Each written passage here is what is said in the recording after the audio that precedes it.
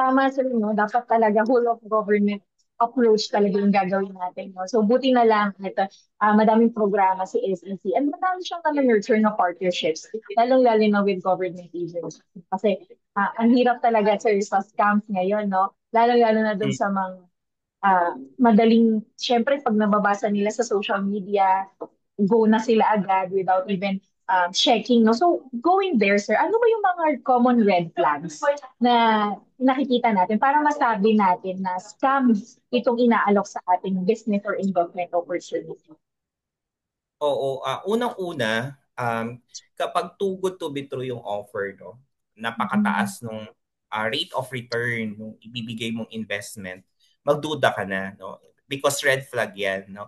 Dahil alam naman natin ang isang legitimate na investment ay ah, risky talaga. So kapag walang risk-free na investment, so um, kailangan hindi walang ganong kataas na rate of returns. No? Sa kunyari sasabihin mag-invest ka ng 10,000, ganyan. Tapos ang balik nito is 50%, 30%, Wow. 20% in 1 month, no? So that's too good to be true. So that's one of the red flags na investments na isa yung investment scam. And aside from that, kapag talagang kinukulit ka, pinipilit ka na ibigay mo na yung pera mo, invest mo na siya dito, no?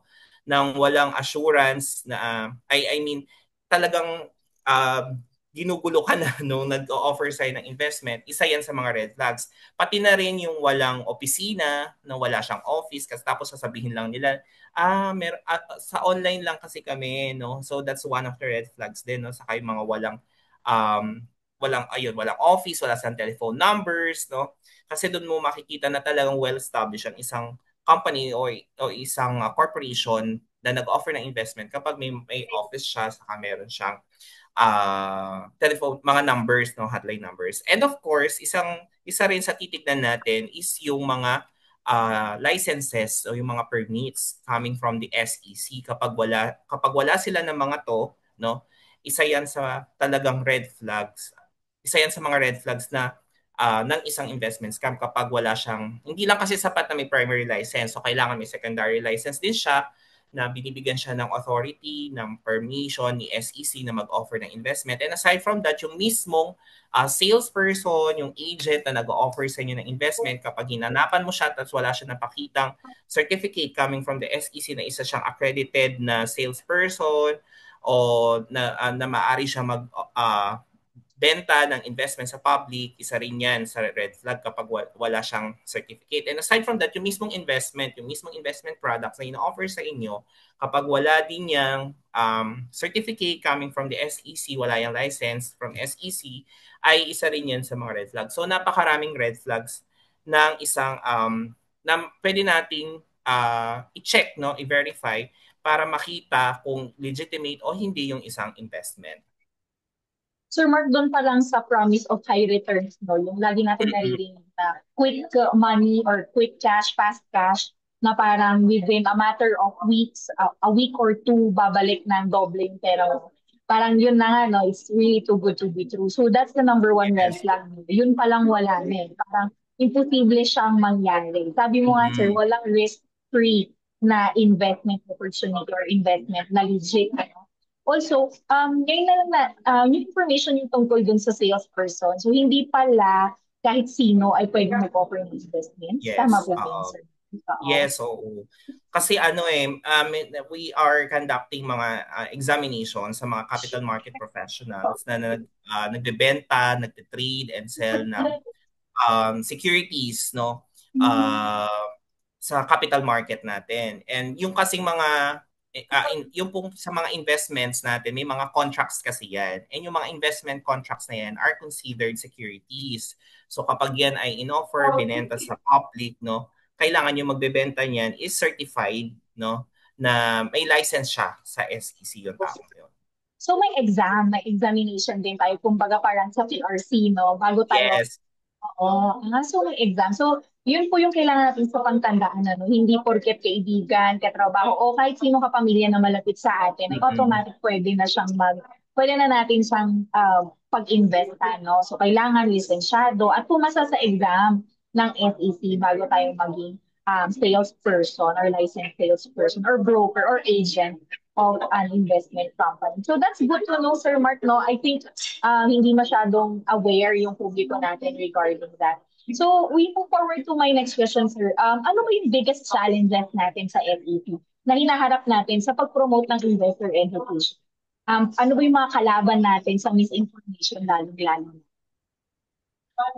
Siguro yung number one dyan is of course yung mindset kasi nating mga Pilipino na we want instant, gusto natin lahat instant, no? Gusto natin ng instant money, Instant no, fast noodles. cash, no, na well, kahit naman ako, ano ako diyan, aminado ako diyan.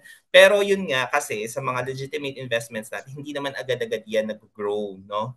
So kapag yun nga, kapag yung yan yung talagang problema, ayan kasi yung ginagamit ng mga scammers na pag nag-invest ka dito, kikita ka agad. No? So yun kasi ang gustong-gusto ng mga Pilipino. And aside from that, yun na nga, kahit ang dami-dami ng nagiging victims ng investment scams, yung mga kababayan natin, no, may mga kababayan tayo na kahit na biktima na sila, patuloy pa rin sila no, sa pag-invest. So yun yung medyo challenging din sa part ni SEC no, na um, ipaliwanag na maayos din no sa ating mga kababayan kung ano ba talaga yung risk no kapag ay kung ano ba yung masamang maidudulot nung pag-invest nila kaagad-agad nung kanilang mga pinaghihirapang pera sa mga illegal investment schemes. And isa pa sa mga challenges din na hinaharap ni SEC, of course, syempre dahil yung mga scammers ngayon, patuloy kasi sila nag-iisip, no? Nag-innovate din sila, no, ng mga Tumatalino din sila. tumatalino din, nag-iisip din sila ng mga pamamaraan lalo na ngayon na sa online nila, yun ang pine-penetrate nila yung online no. So, napakalawak na nung Ang modus.